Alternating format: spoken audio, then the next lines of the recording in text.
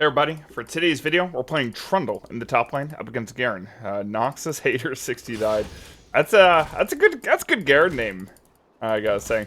But anyways, we're gonna be going with the 1 versus 0 kind of Trundle split push setup. So we have Lethal Tempo, we have TP, which TP for the new season, because you can TP anywhere, anytime. And the fact that the cooldown is so insanely low early. You know, this guy needs to respect the Trundle level 1. Yeah. Always respect the Trundle level 1, guys. Don't make the mistake that Noxus Hater 69 is making. So, I'm going to shove this in. And, yeah, pretty good early game for Trundle against any melee matchup. Trundle hates range matchups. So, don't pick Trundle if you're against ranged. Otherwise, against all these melees, you're going to have a good old time. Every time I auto attack Garen or deal damage to him, can take out his passive. So getting consistent chomps against him is always pretty good. I have to be worried about the Elise jungle. So that's why I put this early ward. Always like if you're gonna like shove and push for level 2 and look to fight early, put the early ward there. Like don't be one of those guys that just sits under turret and does nothing. Or like sits back here, does nothing, like ward during that time. Zazu is joining us for the video today. She's being very cute. She's my yellow-sided green cheek conure. Sometimes she sits here and yaps while I'm like recording videos and all that. Sometimes she's cute, cuddly, like right now. She's just chilling, preening her feathers. We've got a 10 CS advantage already against this guy. Pretty good. See, my Zac path bot lane. I don't want to like waste my pillar against Garen unless I'm like for sure looking to kill him. Just because the Elise could be pathing up top. I could back and TP as well, since I do have oh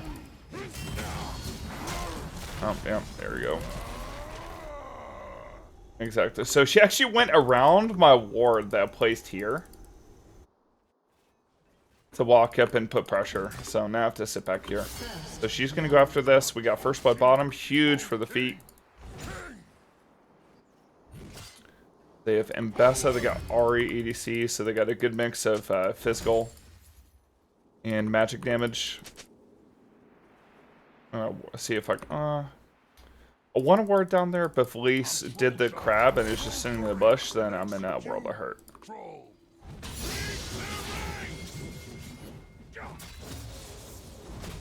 Okay, yeah. Smarter to wait at least a little bit for the Zac. Guy has no flash though. I think I just kill him. Yeah, he thought I was respecting the Elise still, but in my head, I'm thinking about the Elise timer. Like if she was still topside, that would have meant that she sat in that bush for 20 plus seconds, which most junglers wouldn't do that. Like she would have at least showed and did something and then took a recall if she planned on staying. But since I played safe, Garen thought that I was going to continue playing safe, which in turn playing a little mind game on him. So against Garen matchup, first time I'm going to go is Blade the Rune King. So before we set up the 1v0 split push, we have to get in a position where, hey, they have to respect us so much that like they know that if you know, they fight us, they will lose, and then they're gonna try to split opposite, and then we're gonna just demolish this turret. Being which did take demolish, took second wind, or any kind of like short trades the Garen does against us. Bone plating works too. You can also take revitalize, which is worse early but better later. Because with Trundle having double lifesteal, with the frozen domain, having all that actually healing is actually super nice. I'm gonna ward here. Since the grubbies are up, and you know, my Zac isn't doing them, potentially the Elise could be doing them, then walk up top.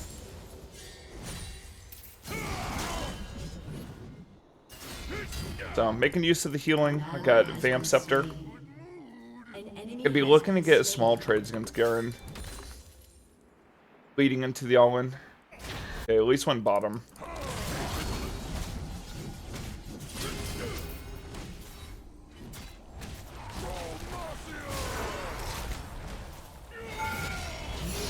Nice. Turrets do a ton of damage, so you have to be a little bit careful when playing around turrets. So when we're going for the all-in, you gotta take the all-in well outside that turret.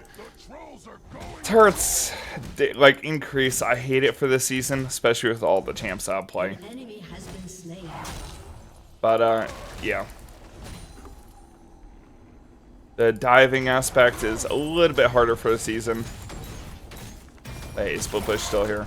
I'm actually gonna go for a second turret plate. We're pretty close to having... You let the minions kind of finish them off. Nice. We're really close to Blade the Ruined King. We do have teleport, so we could see, like, maybe this Garen's gonna think, oh, hey, he backed. Let me just shove this in real quick. I'm gonna absorb the experience. I'm not gonna walk out of the bush yet. I want him to shove ASAP. And then I'm just gonna farm the Thunder turret. That way I can get my last little bit of gold for Blade the Ruined King. I'm gonna take this slow.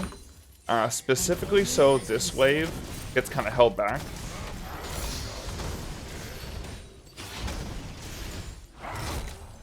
If this wave gets held back, then it's going to be on my side of the wave for next wave coming up, which would be perfect. Because I need one extra wave for the Blade the Ruined King gold, and then if he stays and tries to freeze the wave, then I can teleport, kind of break the freeze, or... you know, if he doesn't do that, we just, you know, walk back. So you get home guards in this new season if you stand, like, if you, you know, go back and you stand on the top kind of like pillar here. So when you know you have to regen a little bit, instead of like before where you would sit at the edge, your home guard starts winding down as soon as you leave this area here. So don't sit at the edge, sit at the edge of like this. And then walk up when you're, you know you're gonna get all of your mana and health back. There's a little tip there, getting out of base. Of course, purchase fast so you can get back to lane as quickly as possible. I'm gonna put a ward down. I think he just did as well. No team has done grubs.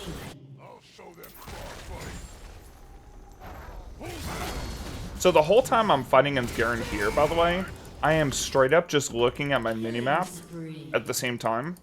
Like, I'm not even really looking at the Garen on my screen. I'm just staring at the minimap.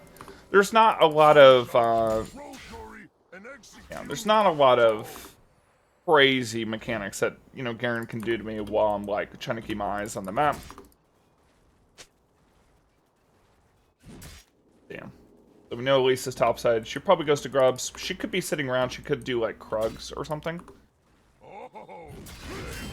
Yeah, I'm gonna sit here. And I'm gonna hold a little lane freeze. And I do mean little. I don't want to hold this forever. If I wanted to hold this freeze forever, I would actually have 4 or more minions. But what I'm doing here is I'm kind of setting up a little bit of like a slow push. So where my minions will eventually shove into him, but I can stack a big wave, so maybe I can just demolish the turret in front of his face.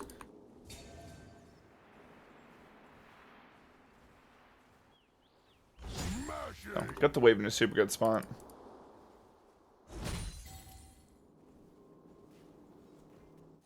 So, no grubbies for me this time around. That being said, Trundle's just one of those slow pushers. When he's killing a turret, he doesn't even need grubs. Now, obviously it helps, you know, every bit of damage helps, but, man, this champion is just broken. Okay. I got his flash. So I kind of waited until he got, like, himself in this corner. So that way he had a flash around it, because it stops his pathing so badly. Alright, I'm just gonna hard shove. Zach's pinging, he wants to dive. But I am A-okay with it. So, as soon as Zach comes in, press R. He needs to take damage first.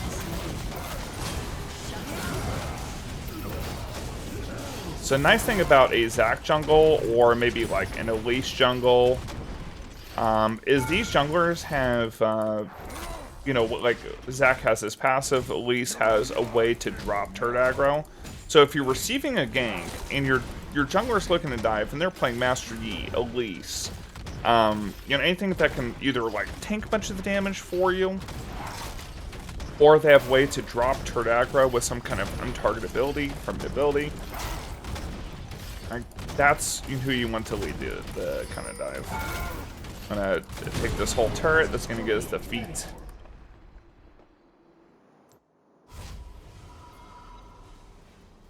We're in a very strong position this game. Oh man, he actually. Wait, I couldn't buy items because I was silenced. I didn't know that was a thing. Huh, okay, well, more you learn. Wait, so I got silenced from Garen's Q, which prevented me from buying items in base. Very interesting. Hey guys, there is even some stuff that even I don't know, and I've been playing this game since Season 3. That is just a very specific situation where you get damaged in the, like, in the last 0.5 seconds of your recall. So your recall doesn't get stopped, and then you get silenced in base so you can't buy items.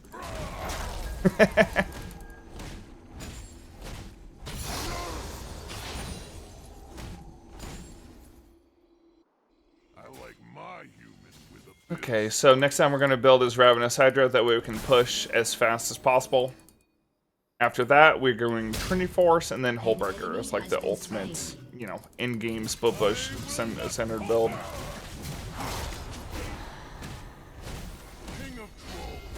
I walked in the bush first.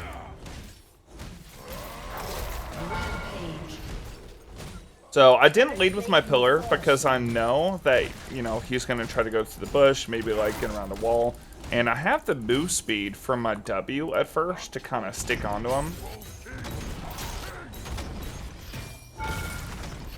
So I don't necessarily need the slow from the W. Like if I'm on top of him doing damage, that's what I care about.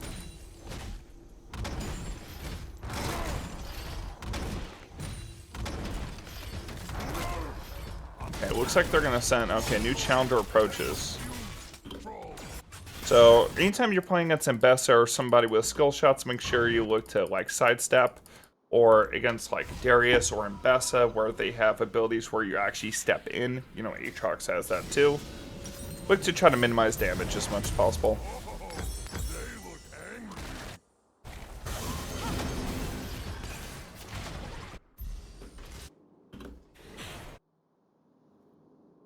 Okay, he's got a chain vest. You know what that means? Nothing, because Subjugate, Trundle's ultimate, actually steals armor. So any bonus armor that Garen's getting, it's actually making me tankier. So Garen as a champion gains a bunch of bonus armor from the passive on his W. So he's going to be gaining, I believe it's 30 armor in match resist, plus an additional 10% when he gets both like fully capped. But yeah, that just adds into my resistances later. So like the Garen matchup, which you guys probably might encounter a ton. Pretty popular champion. Trundle is a very good pick in two.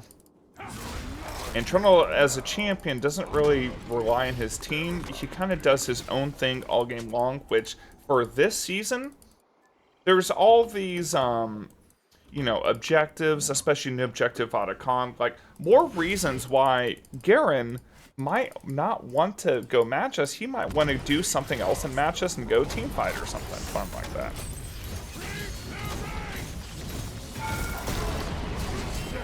So just, you know, more ways. You know what? I'm gonna commit to this.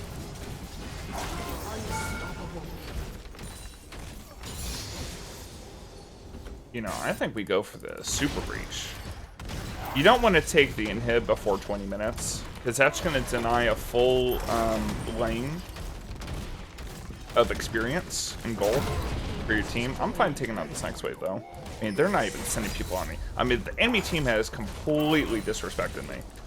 Yeah, again, I'm not taking this on purpose. So, let me explain that a little bit more. I know a lot of people have questions about this, especially those who are newer to the game. Essentially, if you are making it so wave fully spawns in. Make it Trinity Force. Let's get Sheen. Longsword. So if you're making it so a wave is spawning super minions, that will naturally cause your wave to always be pushing into them. And if the wave always pushes into them, then that means the wave is going to be like back here, and there's going to be no enemy minions for you or your team to farm up. So now when I go bot lane here, someone on my team could cover topside, and it's not just endlessly shoving into their base. Now, the reason why you want inhibs to be down later is so you can get, you know, big time objectives like, you know, Baron in the future and stuff like that, which are extremely helpful to, you know, closing out a game. God, look how fast I'm just breaching. So we did get 3 grubbies, which helps a little bit with the extra true damage. But yeah, we can take Rift Herald. I'm down breach even better. Don't mind if I do. You can also take out Noxus Hater 69 here.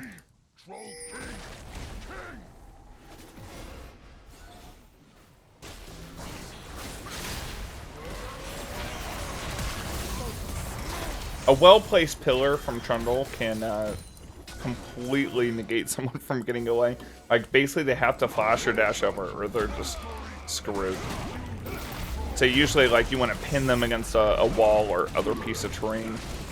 There is terrain from, like, the Otacon that is very good for Trundle pillars for the new season.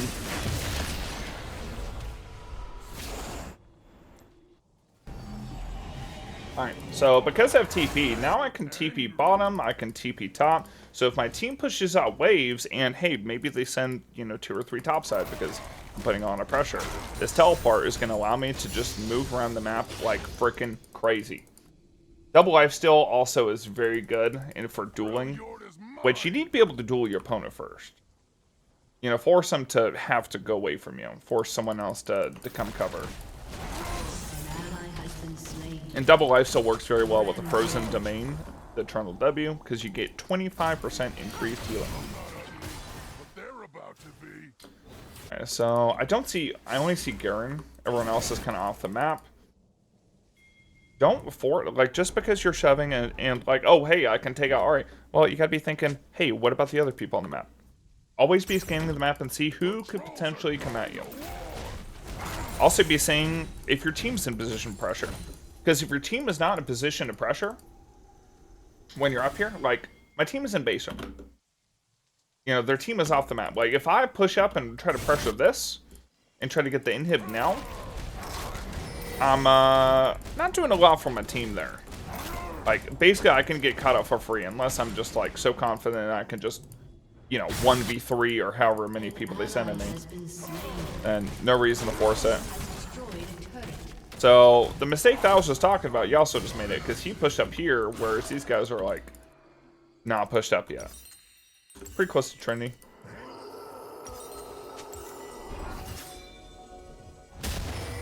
A team can actually go after Otacon, and this is what I'm saying, like, extra split push pressure. Like, the more objectives that spawn that people feel compelled to have to go after, that enables us to have a lot more room to go split. So, if, you know, they're thinking, oh, Otacon spawned, you know, let's go fight that. Guess what? Now the whole enemy team, including the Garen, by the way, who's supposed to be the one matching us. And what's this? You know, full team gone. I'm just gonna pillar the Ahri away from doing anything. Oh, free inhib right there. And okay, so the Garen was back here too. I don't know if they're on Otacon, or if they are, then maybe I can even teleport up there. I have Trinity Force in base. Ahri's covering. Just gonna teleport mid. I can roam down to Otacon, or I can just cover the Garen push mid.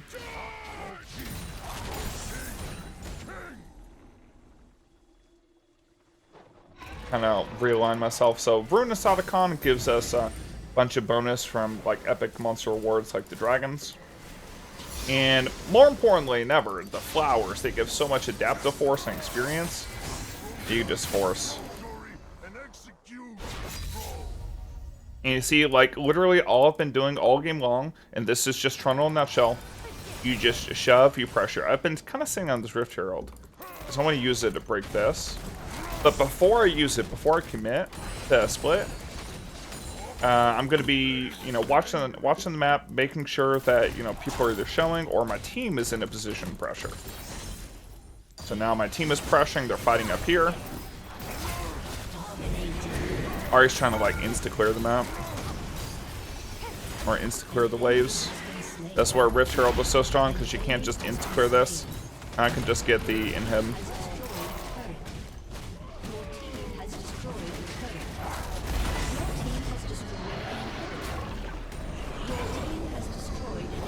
Now we could just straight up just breach Nexus.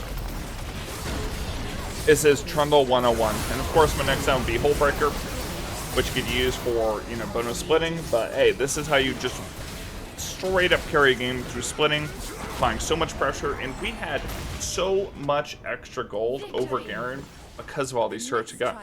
Guys, please drop a like and subscribe. Thank you so much for watching. Catch you next time. Let's go and, you know what? I'll go to my whole team. My whole team were beasts. And let's take a look at this damage chart. There you go. And of course, we got to take a look at the damage to turrets, because that's what matters, baby. Take care, guys. Have a wonderful rest of your day.